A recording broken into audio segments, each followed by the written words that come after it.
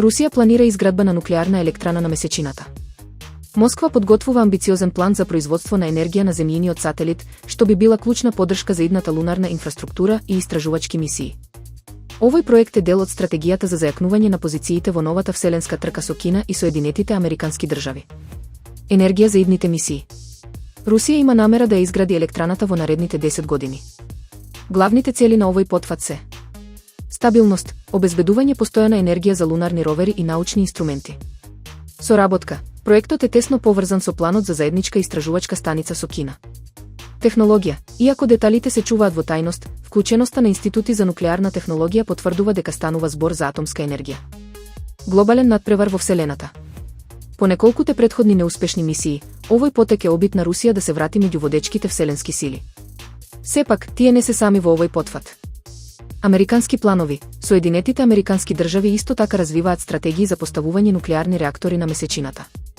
Долгорочна цел. Ваквите капацитети се неопходни за секое долготрајно присуство на човекот или неговите машини надвор од земјината орбита.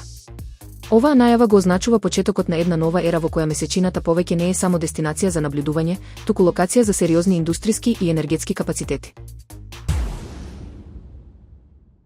Гробишта на месечината, каде ќе завршува вселенскиот отпад? Научниците предупредуваат дека одредени делови на месечината во иднина ќе мора да бидат наменети за контролирано уривање на стари сателити и опрема. Овој план има за цел да ги заштити научните инструменти и историските локалитети од неконтролирани судири. Зголемен сообраќај и ризици. Во наредните 2 децении се очекуваат повеќе од 400 мисии кон месечината. Овој огромен раст на вештачки тела во орбитата носи сериозни предизвици. Брзина на удар. Сателитите паѓаат со брзина од скоро 2 км во секунда, што предизвикува силни вибрации и облаци од опасна прашина. Заштита на историјата. Неконтролиран пат би можел да ги уништи првите отпечатоци од стапките на астронаутите или чувствителните телескопи. Гравитацијски пречки. Поради неравномерното гравитацијско поле на месечината, тешко е сателитите да се задржат во безбедна паркинг го орбита. 3 решенија за старата опрема. Операторите разгледуваат неколку опции, но една се наметнува како најпрактична. Испраќање кон Сонцето. Ова е најеколошкото, но и најскапото решение. Висока лунарна орбита. Ова е тешко изводливо на долг рок. Контролирано рушење. Ова е најумерената опција, каде што уредите би се насочувале кон однапред одредени зони или длабоки кратери.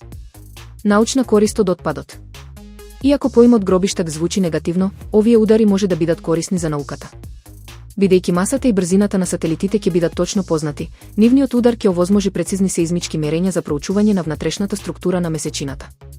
На тој начин, зоните за отпад ќе станат и нови извори на научни сознанија. Меѓународните тела, вклучително и тимови при Обединетите нации, веќе работат на правила за да се спречи хаотичното ширење на човечки предмети низ лунарната површина.